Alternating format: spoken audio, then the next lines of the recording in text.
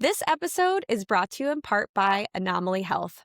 As you know, and as we've talked about here a lot, moms cannot get sick. We don't really have sick days.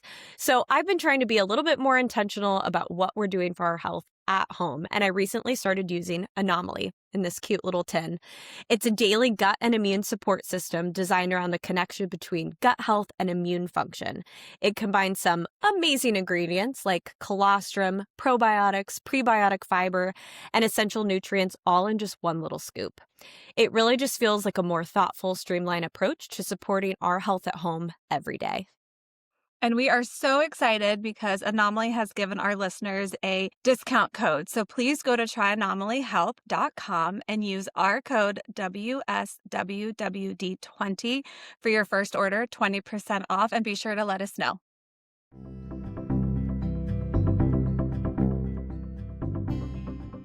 This is Piper's probably like a year and a half and like starting to show her colors of like we are a strong, independent little woman. And my mom came back from the bathroom and she had just like the most horrified look on her face. And she's like, I couldn't stop her. She just licked the floor of the bathroom.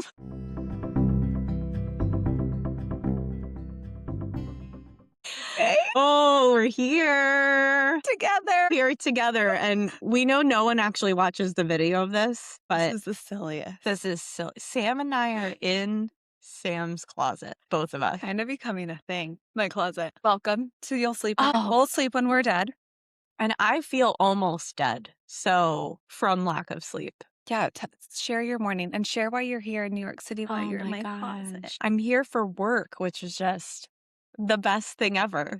Work brings me here every now and again, and that means I get to hang out with you after it's all said and done. So this is like a, 24-hour trip, less than, maybe. But here we are. Work is done. And where else would I go except immediately to Sam's closet? Nowhere else in New York City I would rather be Nowhere else than sitting in this closet. And this is like actually a big closet for New York City, and this is making it feel incredibly small. Well, there's 2 human bodies in here. And also 2 bar stools. I was about to say, I don't think I've ever shared. I have these like huge bar stools, and then we're also propped up on my like storage, storage. I've never spent so much time in a closet, nor have I never been crisscross applesauce for this long. So it's a new experience. And actually, seeing is believing. This is like the place that we launched this podcast. I love this.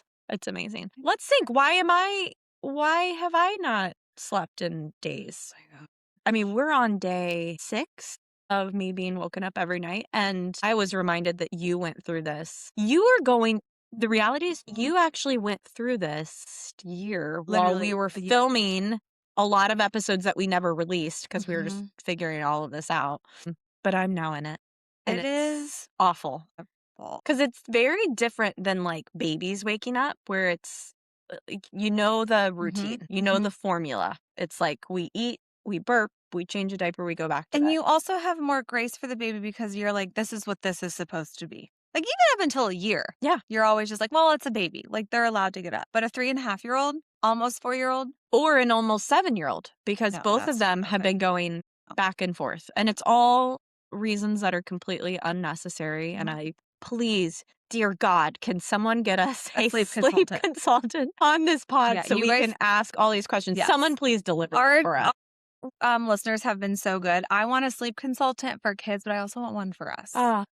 That would be great. I think that someone would diagnose me and just say anxiety. Yeah, but they would just immediately put me on something and I would probably sleep. I have so many questions though, because you're going on like 2 hours of sleep right now, but I'm always more tired sometimes the following day. Like if that makes sense, like sometimes if I have 4 hours, I get through it. But then the next night, if I have 8 hours, I still feel like I need 25 hours. I don't know. Like I just think, and then kids, I mean, Ruby doesn't do it as much, but we haven't had a 7-day. We have not had a week where she's not gotten up once, but we are back to like one time, not this like 2:30, 3:30 like you had experienced. I mean, that was the thing. It was like 2:30 Piper for no reason. Yeah. At 3, both of them were in there. I mean, that was just not okay. I sent Kev a gif of just like walking zombies coming into our room because that's how it felt. It was like now there are children of the corn standing next to me, waking me up.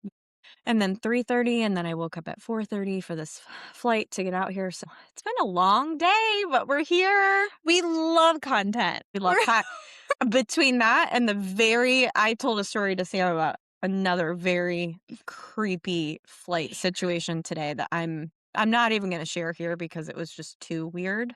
And while I love content for the pod, Sleep more? I love sleep more, and I love non-creepy flight situations. So, we'll just keep living it. But anyways. Okay, so this is going to be just a quick little silly episode because it's been a couple weeks. We've had some great guests in a row, but we've not popped on. And the fun thing is, because we've had so many great guests in a row, we have so many new listeners, which is so fun. And I can't imagine a world, because I would never do it myself, where I'm then going back and listening to 30, how many episodes now? It's like 30 something episodes. It's insane. Nuts. So it's been a lot of episodes. So if you haven't been here from the beginning, which we don't blame you. Yeah.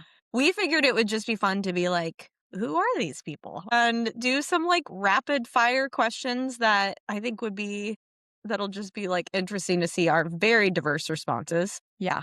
And do you just want to pick like randomly, like not tell each other? Sure. Okay. I love that. We both wrote these questions on, and we're just going to pick randomly because I think this is so silly. We love asking questions. And really quickly, I don't know when we'll say, but we were interviewed recently for another podcast, which was really exciting. Yeah. And I was like, oh my gosh, it's really fun not always having to ask questions. I'm going to do the first one first because it's an easy question, and I think it's a hard answer. Favorite trip we've ever taken together? Do you have one? Because I have 2 that I can't pick. Well, I have 3 that I can't pick, so this is a really dumb question. Okay, so I'll go quick. You go first. We'll try to make this rapid fiery, but okay. Yes. I think when I think about it, the most, like my gut, I think about most often was Vail. Same. It's like the best trip ever. We went in the summer.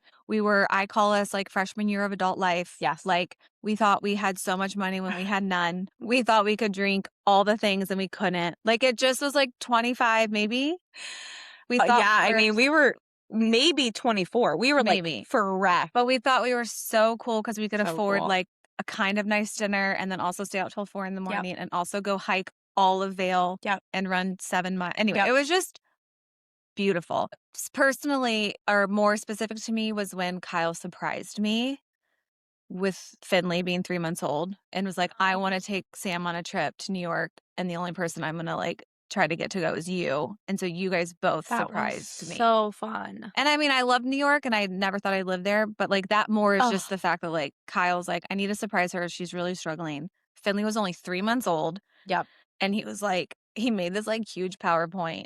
I don't know if I ever told you that. Anyway, it was so sweet the way he surprised me. It was like Mother's Day. Oh, yes. I do remember. Yes. And you were at the end of it and he was like, you're going to New York with, and then like your face popped up. So the trip was fun, but it was more of like the whole thing. Yeah. We got to go on that trip was. I will never forget the morning coffee we had delivered to the room, and we just laid there in robes after having worked out. Oh, we face masks. Oh, so good. That was a really amazing trip. Yeah. We were even like pumping. I think both of us were pumping, but it was still the best. Yeah. Yeah. I think Vail's the one I always go to, but I would say honorable mentions go to that silly trip we did to Georgia or wherever that was with the guys, Savannah. With the guys. That was such a good trip. Was really random and really fun. And then Vegas. And we've done Vegas. Vegas was very fun. Steve Aoki, where we got there like 3 hours before he came on the stage. I forgot. That was amazing. But then I would always say like our family trip that we took to Florida was wonderful too. So this is the worst question to start on because we don't have a clear answer. Nope. Okay, great. Okay, so your turn. You go first. Go first. Okay, let's keep it really quick and light. Last lie you told your kid. That the leprechauns live with the tooth fairies. Good one. My last lie was, I'm going to get judgment on this one, that we're traveling for spring break and the Easter Bunny doesn't go to California. So I feel like they're both related to just inanimate objects. That is amazing. I was like, we're going to celebrate Easter on Wednesday, not Sunday, because the Easter Bunny can't make it to California. Yeah. Okay. Okay. One makeup or skincare product you can't live without. Okay. This is actually not even makeup or skincare. I don't know what this is, but this is my ride or die. My sister and I say it's the one thing we would go to Desert Island. It's Aquaphor. I want to be like the spokesperson for Aquaphor. Some people are very hot, like don't love it for their lips. They're more like Vaseline. Yeah, or chapstick or I something. can't go more than like 7 hours. I have to have like the tubes that you can squeeze. I'm constantly putting Aquaphor on my lips. I put on my eyebrows sometimes when I want them to be more like slick. Oh, So like skincare, I could go into that, but for me, it's the product is Aquaphor. Like have to have it. oh my gosh. What about you? I think mine is face wash. I just love, there's almost nothing I love more than washing my face at the end of the day. Face, Uh-huh. huh?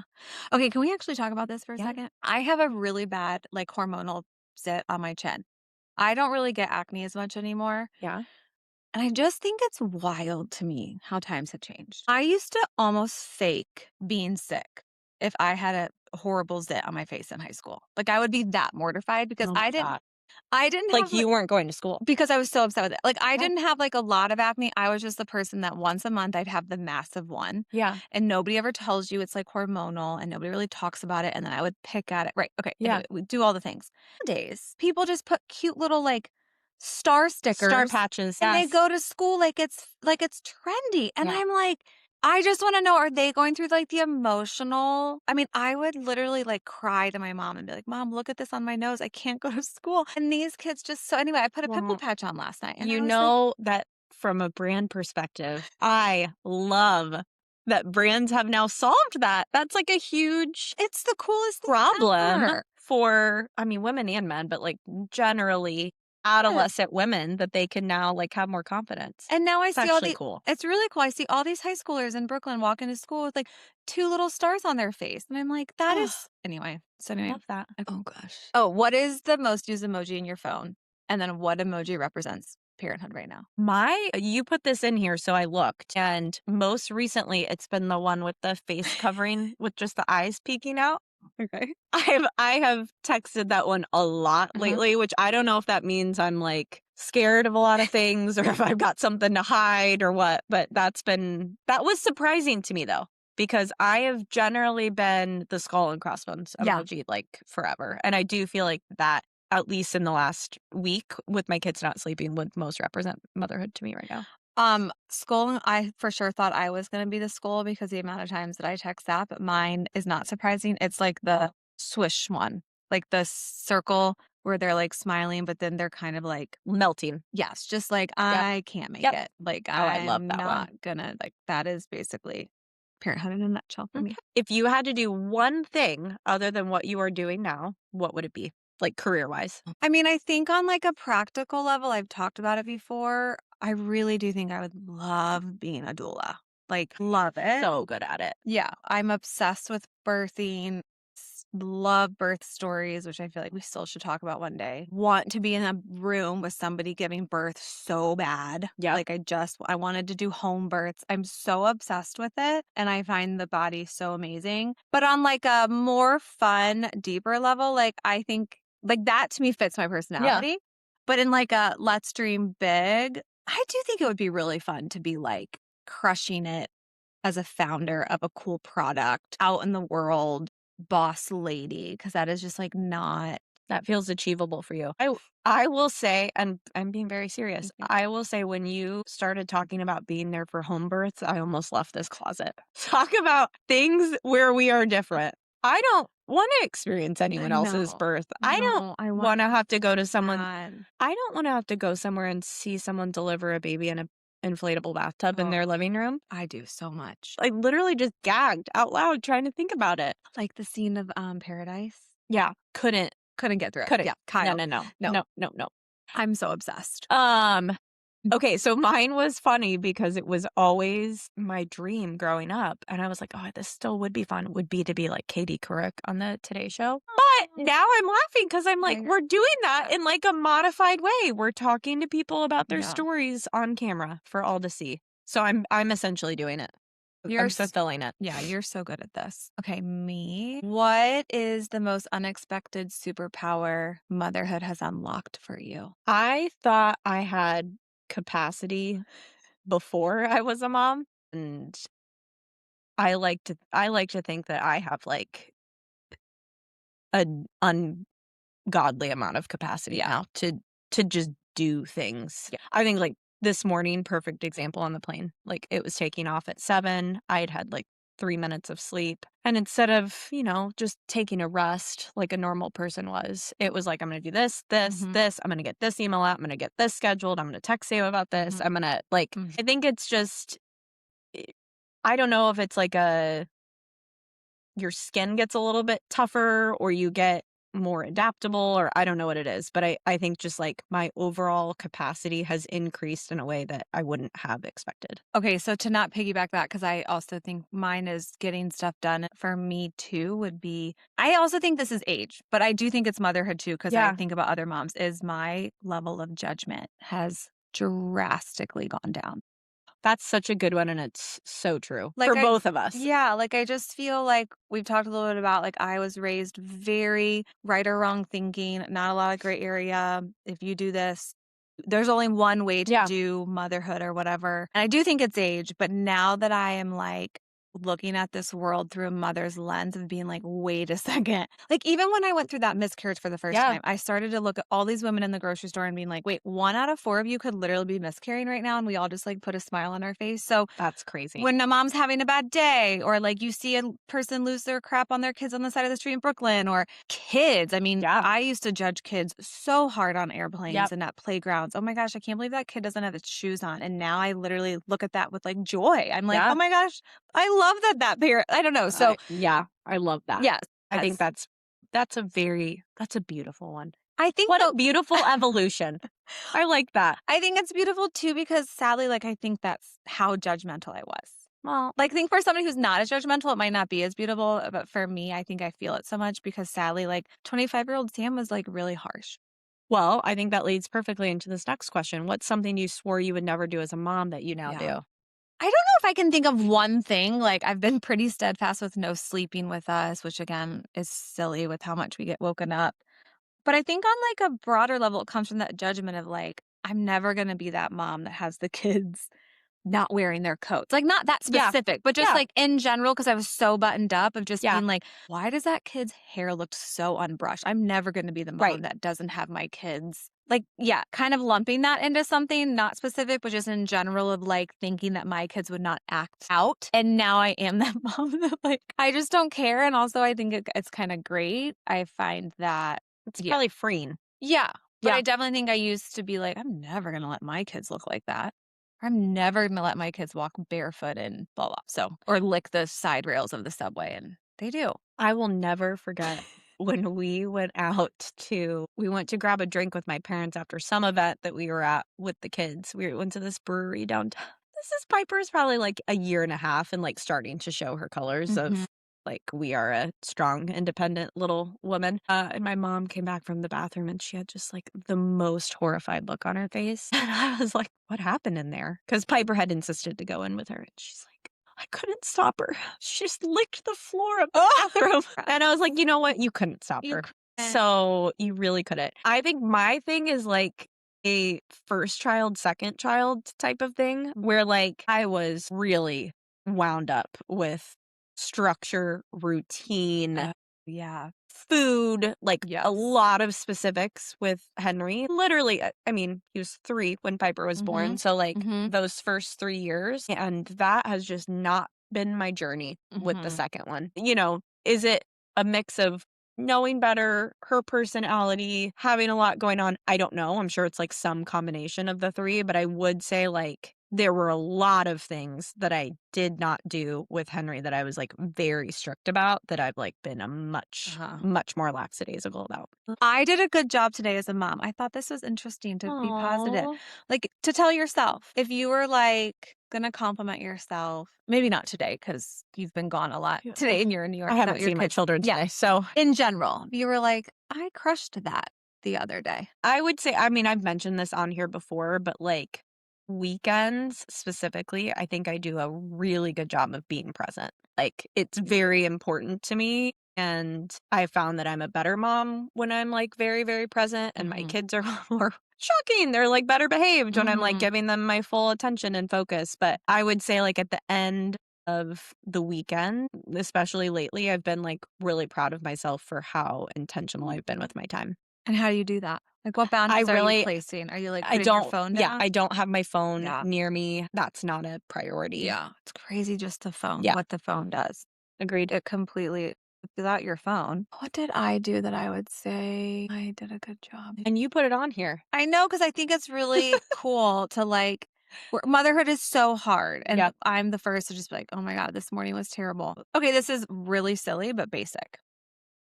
A couple days ago, I was set on going to an after-school play place with Yep. a mom friend for Finley, but I had all 3, and the weather has been so horrible, but one of our it's horrible, but one of our favorite things to do is play outside at the school playground when everybody leaves instead of going somewhere else, but I told this mom, so this mom was like, "Okay, I'm gonna head there." Yep. And me being that people pleaser friend, I'm like, "I gotta please that." But Isla and Ruby were so adamant and having so much fun on the playground that they just were like, "We do not wanna go, we do not wanna go." And even Finley started to be like, "I don't wanna go." And I just was like, "You know what? You guys are right. You're having a lot of fun." And then we ended up staying at that playground for like 2.5 hours. But I had to text the mom, "I'm so sorry I'm not coming." And I felt horrible because I felt like I was trying to please that mom, didn't want to sound flaky. But I was proud of myself for actually making that a decision for my kids and not about me. I love that. Yeah. Okay. All right, we'll do the last 2. Yeah. Biggest fear as a stay-at-home mom or a working mom? Oh my gosh, like how deep do we want to go It's up to you. How deep is the well? in terms of our kids? I almost just put biggest fear on here, and then I realized I would have just said tornadoes, and that wouldn't have been that inspiring for this group of listeners. I mean, if anybody knows me, it's 1000% dying in a flight, which is very unlikely, but that is my biggest fear. I cannot fly. What do you think the odds are of dying on a flight versus dying in a tornado? That's, okay, that's really funny that you're afraid of tornadoes because growing up in Indiana, which you did too, I'm not. And my Charlotte friends, which I know you're listening, they recently had school canceled because of high winds and tornadoes. And they were like texting, and I just was like giggling because I was like, that would be me if I was in Florida for a hurricane. But like growing up in Indiana for us, like we didn't really take them seriously. Like we would I still. take them. You do. Okay. Well, because that is half because the last few times I've been driving back from Chicago during tornado season, it's like beep, beep. A tornado has touched down 3 feet from your location. And also, to your defense, you're a mom now. I'm talking about like in high school, my best friends and I would just be like still playing in the garage thinking it was cool. And then our parents would be like, "Get downstairs." Oh my gosh. That is so wild to me. Yeah. We would have not been friends. No. I would have been like, I can't be friends with these girls. They're way too reckless. Okay. On a deeper level, I really fear, I don't care what my girls do career-wise. I don't care where they go in life. If they want to travel, I just want them to do things that are not going to cause them to never talk to me again. Like you hear what would those things be? Like, give examples. You just like hear of like, family, like we luckily don't have it. Yeah. My mom, my sister and I talk all the time, but you hear those family dramas or situations where the 2 sisters don't get along anymore. And then this one doesn't talk to you just hear of it. And I just like that, like, I don't really care what they do in terms of college and where they go. I just don't want them to make any decisions that would cause them to not want to talk to their sisters again. Yeah. I don't know. Just like, that would be horrible. That would be, Oh, that's why I said, why did I put this one on here? I don't like this one. I think for me, it was interesting. Last night I texted my mom and I'm like, Henry has been my like literal ER child. Like he's been to the ER so many times. Piper is my emotional ER child. Like we're just like constantly riding the highs and lows with her. But I do think there's something to like that first child having so many incidents that were like pretty scary that I have like, especially when I'm traveling for work, like I have like a distinct fear of something happening to my kids, like physically or someone missing a pickup. Like I think it goes back to like the things I cannot control. And you cannot control things when you're not in the ecosystem. And so I think that's just like the one thing that is really hard. And I feel like it never gets easier when you talk to a friend or a coworker that's like, "Oh yeah, when I was gone this one time, like this awful thing 100%. happened." So yeah, It's probably funny because I hold that opposite fear because Kyle travels so much that I'm now like, what if something was to happen when I'm here and he's not? You know what I mean? Like I'm always like checking his flight and making sure he's home. Like just because that fear too of like, I don't want to be the only one home. If I think that's were to so happen. fair. All right, we're gonna end it on a real We're going to end it on a fun one. Why did you really want to start this podcast? Okay, so you wrote this question. Uh-huh. And I feel like really isn't just for the listeners. It's italicized. Italicized. Are we fishing? No, I don't know why it was italicized. Okay.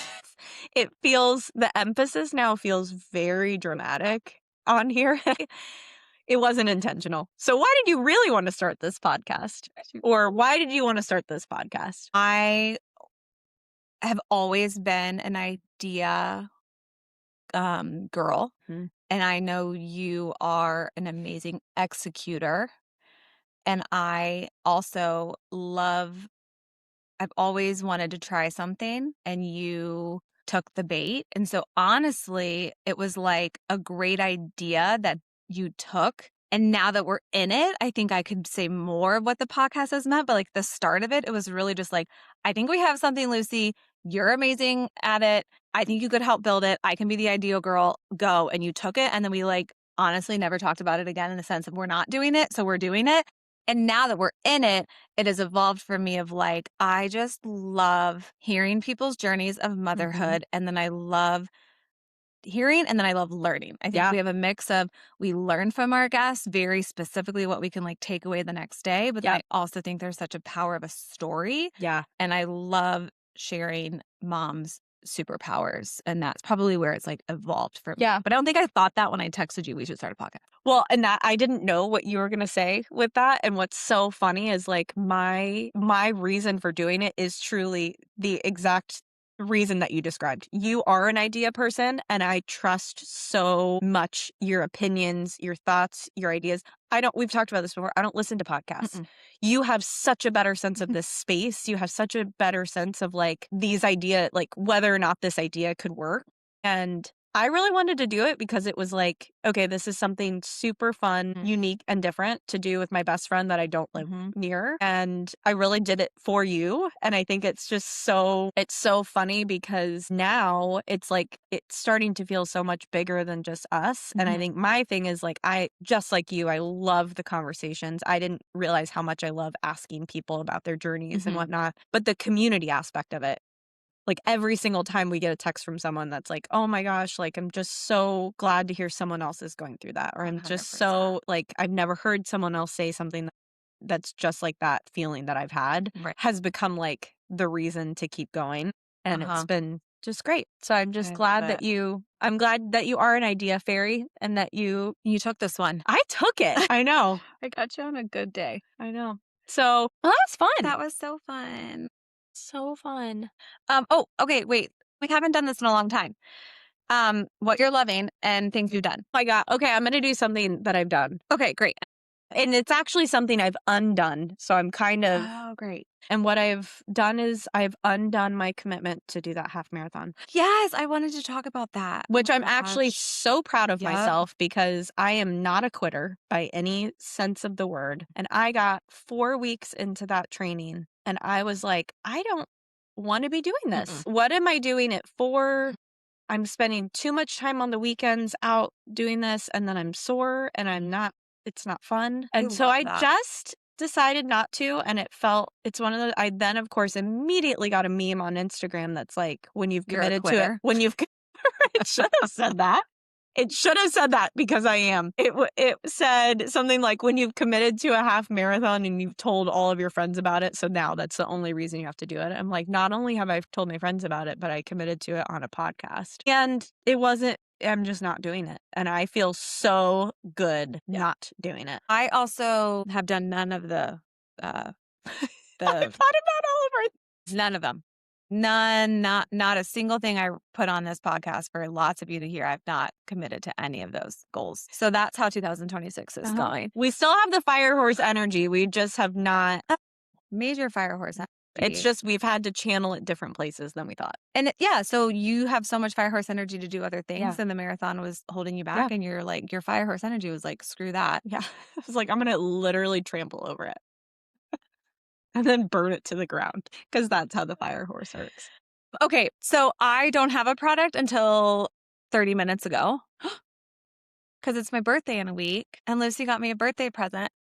other things about Lucy and I, we talk every single week, or we podcast now. Sometimes I'm like, hey, can we talk not on the podcast for like 3 seconds, please? Can I get in your calendar? But one thing that we've done for 20 years is gotten each other Christmas and birthday gifts. And she got me the sweetest bracelet. You guys are not watching if you're not, but I'm going to show you. It's for a stack, and you're going to say the name of the store because I'm the worst. Gorjana, something like that. I don't know. It is so sweet. I love a really stack. pretty. I knew you loved a stack. They asked me at the store, they were like, well, what does the rest of her stack look like? And I was like, I don't get to see her wrist enough to know what the stack looks like. I just think she'll like that one. My stack is very, very small, and this adds so much depth, and it's beautiful. And this is exactly the present I would never get myself. I So know. That's why I thank got it for you. you. Best Happy friends are the birthday. best. All right. Okay. Thanks, guys. Bye. Bye-bye.